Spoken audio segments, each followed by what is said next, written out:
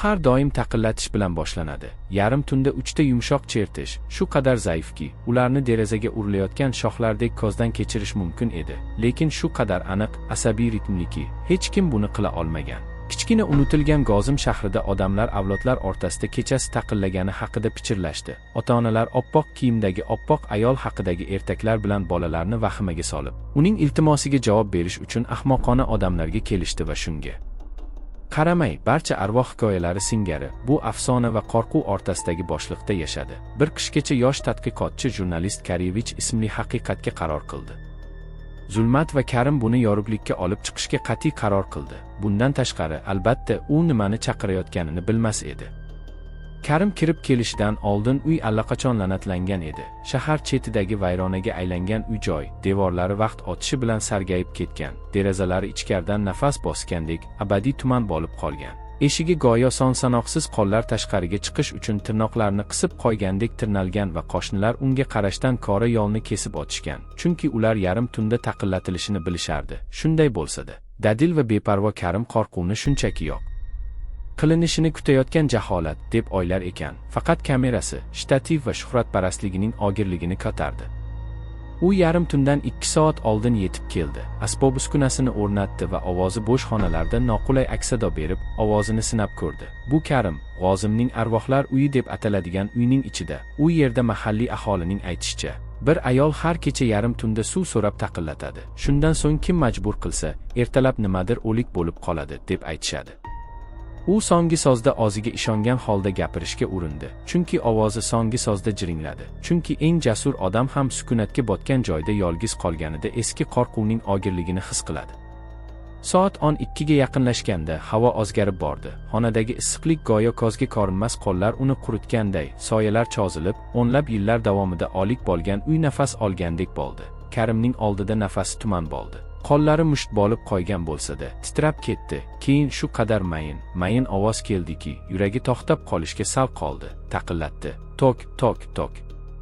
U qotib qoldi. Har bir asab yugurish uchun qichqirdi, lekin magrurlik uni kursiga mahkamladi. Taqillatish yana keldi. Bu safar aniqroq, yog'ochning ingrashi emas, shamol emas, eshikka ataylab qilingan barmoqlar. Tok, tok, tok. Karim sekin kamerasini kiraverish tomon ko'tardi. Yurak urishi taqillagandan ham balandroq quloqlariga urdi. Keyin esa o'zini nazorat qilishga ishontirish uchun baland ovozda gapirdi. Agar sen haqiqiy bo'lsang, o'zingni ko'rsat. Tutqich burildi. Eshik tovushsiz ochildi. Garchi uning zanglagan ilgaklari chinqirib yuborishi kerak bo'lsa ham, ramkada etagi.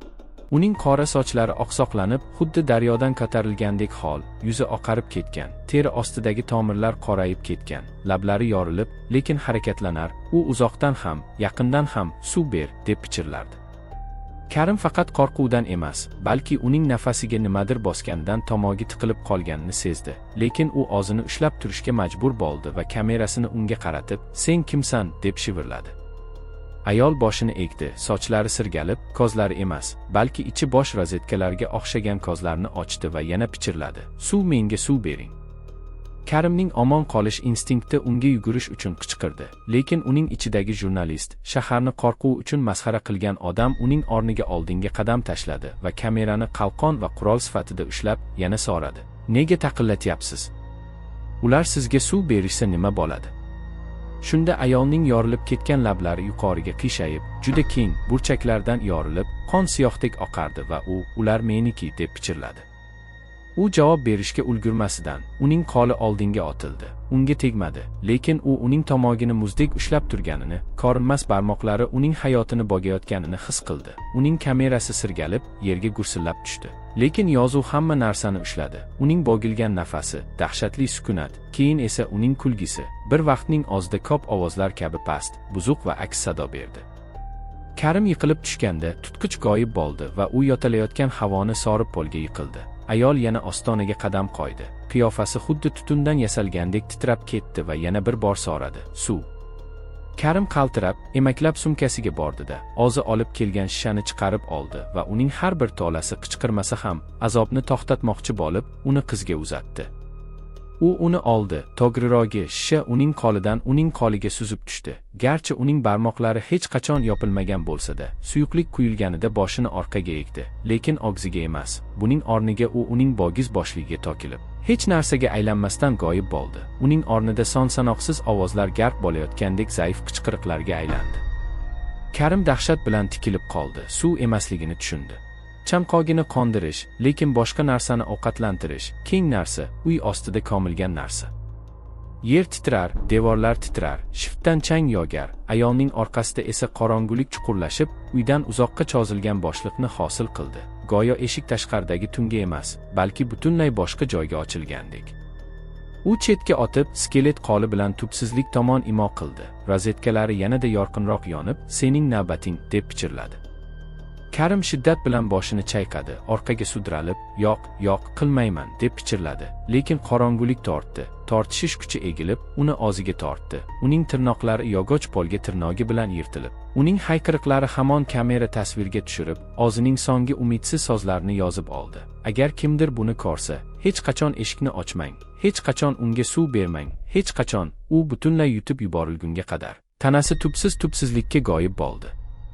Ayolning yuzi obyektivni to'ldirib pichirladi. Ertasi kuni ertalab qo'shnilar uyni har doimgidek jim bo'lishdi, lekin eshik ostonasida Karimning kamerasi yotardi. Ekrani yorilib ketgan, lekin baribir kadrlarni o'ynatar. Ayolning bosh yuzi oxirgi kadrda muzlab qolgan va hech kim uni oxirigacha ko'rishga jur'at eta olmagan bo'lsa-da, ular har doimgidek taqillatish o'sha kechada yana kelishini va ehtimol abadiy bo'lishini bilishardi. Chunki chanqoqning oxiri yo'q va u har doim yarim tunda keladi, taqillatadi.